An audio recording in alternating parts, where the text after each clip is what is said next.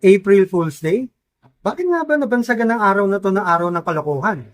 Pwede naman nating palitan at gawin naman nating araw ng pagtutulungan, di ba?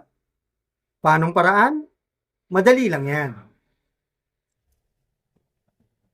Dahil sa araw na to, April 1, nag-start ang iShare iCare project na ang layunin ay makatulong sa mga individual, mga grupo, mga charity groups na handang tumulong sa mga nangangailangan.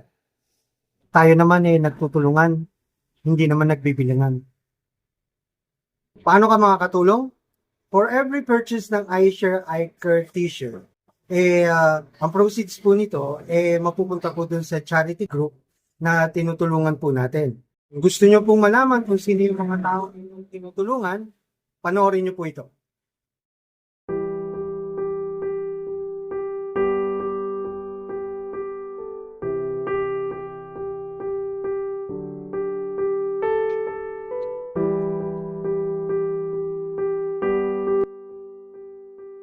Hello po, ako po si Jahara Gallardo at ano po si Alexa Jaira Gallardo. Meron po siyang condition na infectious late hydrocephalus section 2 TV meningitis. Yung condition po ng anak ko, doon po nagmula sa pigsa.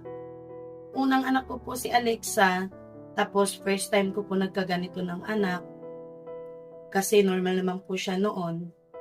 Dahil lang sa infection, nagkaganito siya. Yung charity po na Hands of God, siya po yung unang tumulong sa amin. Nung unang therapy namin, siya po yung nagbigay sa amin ng stroller, nagbigay po ng milk, ng kung anong everyday needs po ni Alexa. Thank you po so much dahil nakilala ko po ang Hands of God.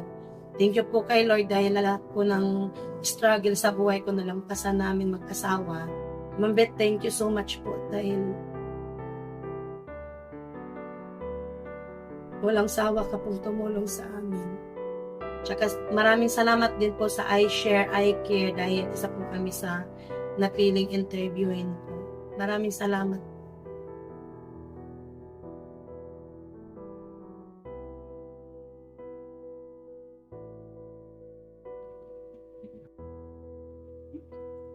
Magandang araw po. Ako po si May Melesio. Ito po ang aking warrior na si Jaren Hawige. Ang condition po ay nagkaroon po siya ng laring to Malaysia at saka cerebral palsy.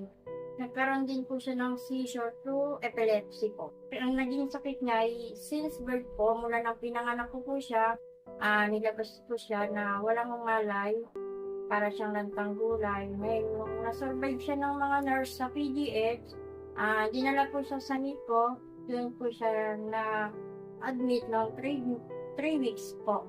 Sis Lisa Espinosa, kaya po kami nakapasok sa Hands of God. Malaking tulong po sa amin ang Hands of God kasi nabibigyan kami ng gatas, ng diaper. Sa Panginoon, maraming salamat. Hindi mo kami pinababayaan sa araw-araw. Lalo na kapag nagkakaroon ng sakit ng aming mga walo. Nandiyan ka po palagi sa kanilang tabi. Nakakasurvive po sila. At maraming salamat din po sa Hands of God. Hindi kami napapabayaan.